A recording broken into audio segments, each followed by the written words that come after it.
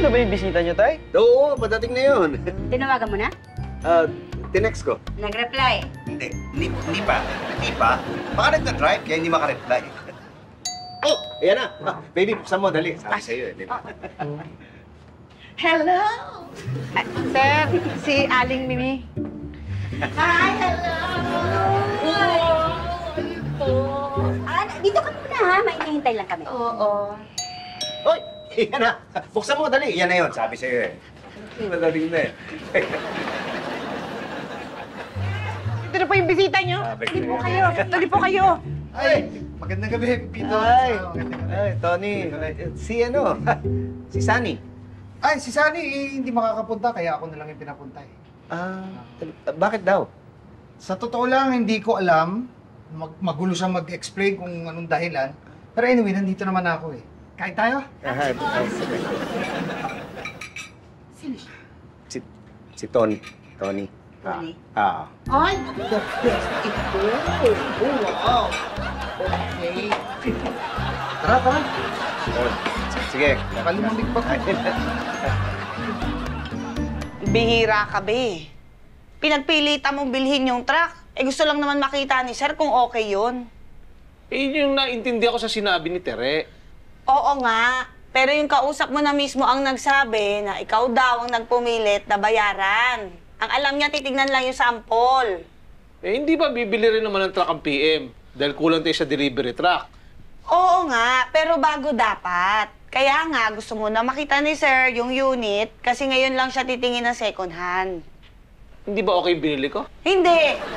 Lumang-luma. Mahal yun sa 500,000. Sorry, hindi ko alam. Ewan ko sa'yo. Isang truck na nga ang problema ni Sir. Ginawa pang dalawa. Gusto ka na? Natawagan ko si parang Sunny eh. Hindi ko naman makontak. Alam mo, tingin ko nagawa mo na yung dapat mong gawin. Kaya kalimutan mo na yun. Gusto ko lang naman magkausap sana kami. Magpalipas kayo ng ilang araw, magkakaayos din kayo noon.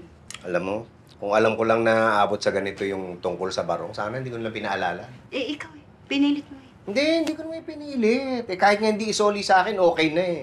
Kaya lang wala dito sa bahay. Gusto ko lang masiguro na nasa kanya nga. Ay, sige, ipahinga mo na yan. Sige. Uy, ba't ba gabing-gabi na nagme-makeup ka? Ay, sinusubukan ko lang to. Talaga, kung kailang gabi, may booking ka? Baka booking naman ko. Hindi, kanina lang kasi dumating. Yung kaibigan ko, yung nasa Canada. Si Dolly. Si Dolly, Si Maring Dolly. Nagtatrabaho doon, di ba? Naglabas na panibagong make-up. Ito mga ganito, wala pa to sa market. Dito sa buong Pilipinas, wala pang meron. Ako lang. Ganda, di ba? Ang ganda, Gagamitin ko to sa baler. Talaga. Sige.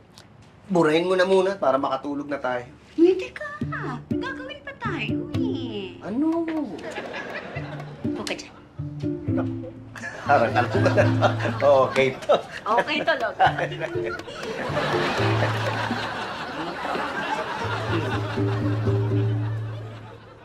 Picturean mo.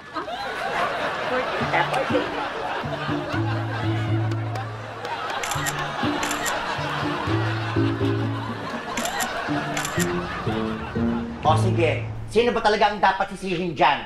Teka nga muna. Sinasabi niyo bang kasalanan ni Patrick? Ha? Huwag niyo sisihin yung asawa ko dahil gusto niya lang makatulong. Okay. Guys, pwede bang tumahimik muna kayo? Huwag kayong mag-alala. Ipapaliwanag ko kay Pitts, ako nakakausap. Wala kayong kasalanan dito. Ako bumili ng truck. Anong truck? Di ba yun yung pinag-aawayan niyo, yung in-order ko? Hindi, be. Ano? Yung International Hotdog Day. Oo nga pala, no? Pero huwag kayong mag-alala. Kaya ko yun. O, di ba? Nakita niyo na. Sabi ko sa inyo, kaya niya yun eh. May plano ka na ba, be? Yun lang.